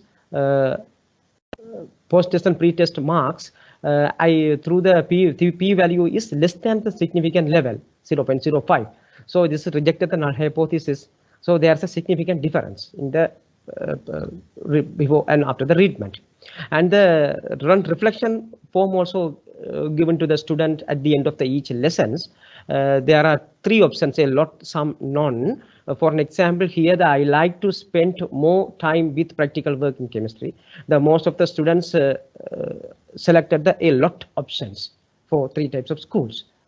These are the as a percentage values I compared this one. I can conclude from these results, the student-centered approaches actually increases the students' achievement and leads to the positive attitude in chemistry learning. I can suggest actually the teacher most organize the chemistry practical work as a student-centered way instead of the demonstrations. And actually this is the, although the teacher faces more impediments in organizing the practical work as student-centered way, this approach will bring fruitful outcomes among the students through understanding of chemistry concept with positive attitudes in learning chemistry. This is my suggestions. My topic is to investigate the effectiveness of integrating STEM education into grade 8 science teaching and learning process. Actually, this was done as my MSc research. In here, I have elaborated the introduction and methodology, including the research designing, sampling techniques, including the data collection and analysis methods, and finally, explain the results and discussion. In the introduction, we all know, as discussed by many people, science is important to in everyday life from early age until the older age. Therefore, we all know science as an important aspect in our life. This has 2 aspects as content and processes skills, as Dr. Sakuntala explained the earlier steps. Therefore, we have to understand the importance of science and importance of STEM. STEM, basically, it is a STEM education is a new topic to the world. According to Sander in 2009, they have explained STEM as science, technology, engineering and mathematics. All 4 subjects we have to integrate into teaching science activities in classrooms. Therefore, as a novel method, I use this in my research. You can see here how we can use STEM education into our day-to-day activities from early age until the older age as a constructive approach with the trying and failing method. You can see here 4 different aspects in our life. These are important to learn with the STEM education. We can go to next slide. In my research aim was to study to find out the effectiveness of integrating STEM into science teaching learning process in especially grade 8 science syllabus in the subunit of soil erosion, because soil erosion is now a topic and we can apply these concepts to the day-to-day activities. Therefore, I selected this study. And there are 2 objectives I taken. First one is to identify whether there is a significant difference between student performances in teaching using traditional teacher-centered method and STEM integrated method. And second objective was to understand the different strategies which can be used by science teachers to teach soil erosion and its effect with integration of STEM education. And here explain the methodology. The study area selected was Wattegama Educational Zone and 3 schools were selected, mixed boys and girls schools. Using the convenient sampling method, I selected samples, and 1 year duration was used to collect the data. Here elaborated the control and experimental group, how I used to collect the data in each 3 schools. School A, School B and School C.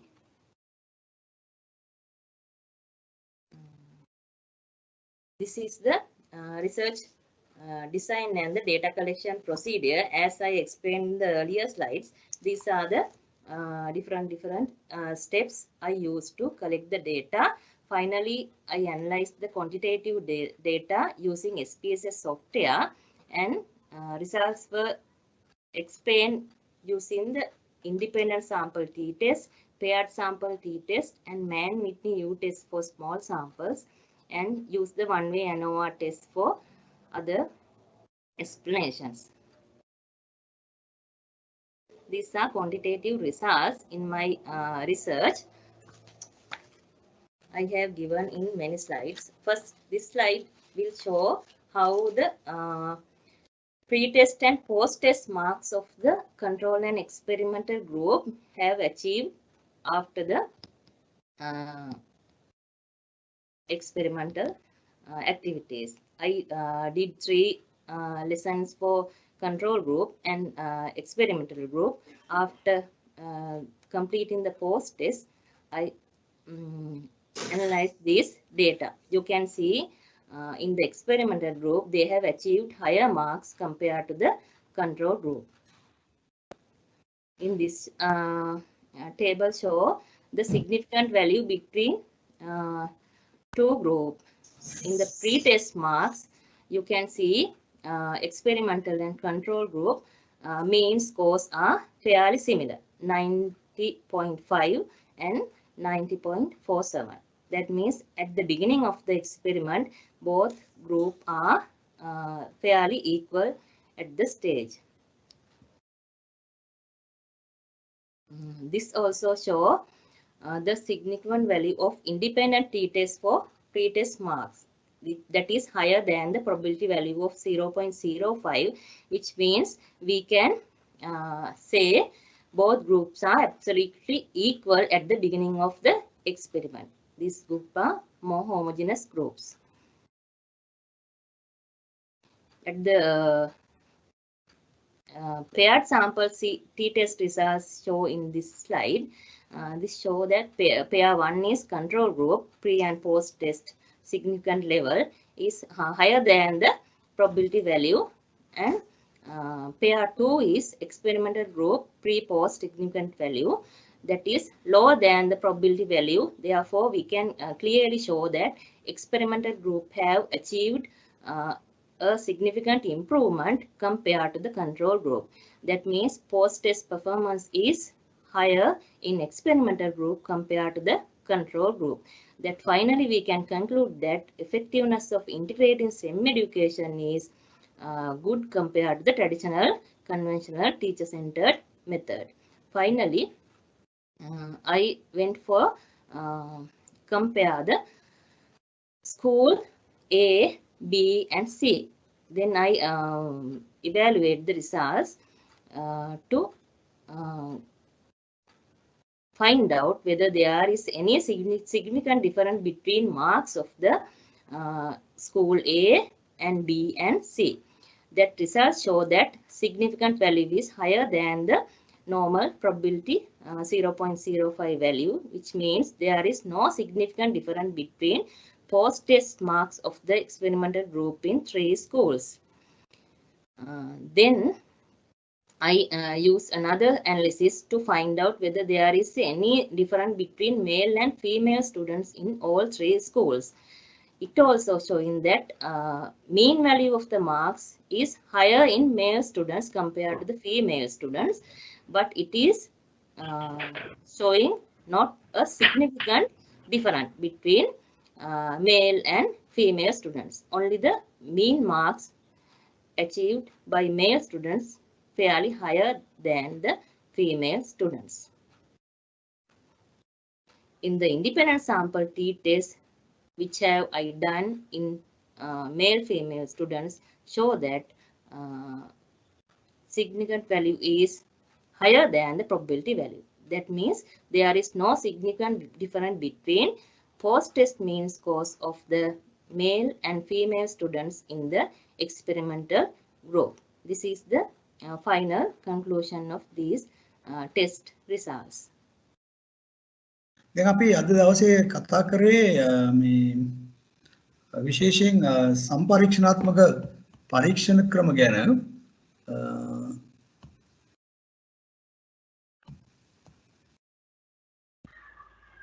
ඒකෙදි අපි සම්පරීක්ෂණාත්මක පරීක්ෂණ ක්‍රම දෙකක් මූලික වශයෙන් කතා කරා. එකක් තමයි අපි quasi experimental research design. එහෙම නැත්නම් අපි ඒකට කියන අර්ධ සම්පරීක්ෂණාත්මක පරීක්ෂණ ක්‍රම කියලා.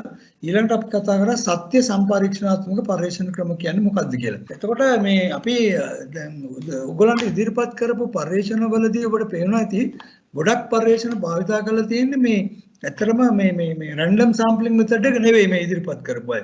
ඒ ඉදිරිපත් කරපු සියලුම දෙනාගේ sampling method එක use කරලා තියෙන්නේ මේ අවස්ථානියදී නැත්නම් මේ non randomized sampling method එක තමයි පාවිච්චි කළේ. ඒ නිසා ඒගොල්ලන්ගේ පරීක්ෂණ ටික ඇත්තටම quasi experimental research design ගණයට තමයි වැටෙන්නේ.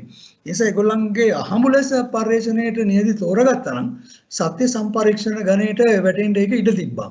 ඒතර අද දවසේ අපි කතා කරේ මේ කොහොමද අධ්‍යාපන ශාස්ත්‍රයේදී සම්පරීක්ෂණ යොදා ගන්න කියලා. ඒතර මම සම්පරීක්ෂණ වර්ගීකරණයක් කතා කළා. ඊට පස්සේ සම්පරීක්ෂණ කරපුවාට උදාහරණ කීපයක් කතා කළා. ඊට අමතරව අපි ආරම්භයේදී දේශනේ ආරම්භයේදී කතා කළේ මේ පරීක්ෂණ වර්ග කරන්න පුළුවන් කොහොමද කියලා. විශේෂයෙන් ගුණාත්මක පරීක්ෂණ, ප්‍රමාණාත්මක පරීක්ෂණ සහ මිශ්‍ර ක්‍රමවේදය යටතේ පරීක්ෂණ කරන්නේ කොහොමද කියලා අපි කතා කරා. අපි ඊළඟ දවසේ කතා කරන්න බලාපොරොත්තු වෙනවා මේ පර්යේෂණයක ක්‍රියාවලිය රිසර්ච් ප්‍රොසෙස් එක ගැන. ලබන සති දෙකේම අපි කතා කරන්නේ පර්යේෂණයක ක්‍රියාවලිය කියන්නේ මොකක්ද, රිසර්ච් ප්‍රොසෙස් කියන්නේ මොකක්ද කියලා.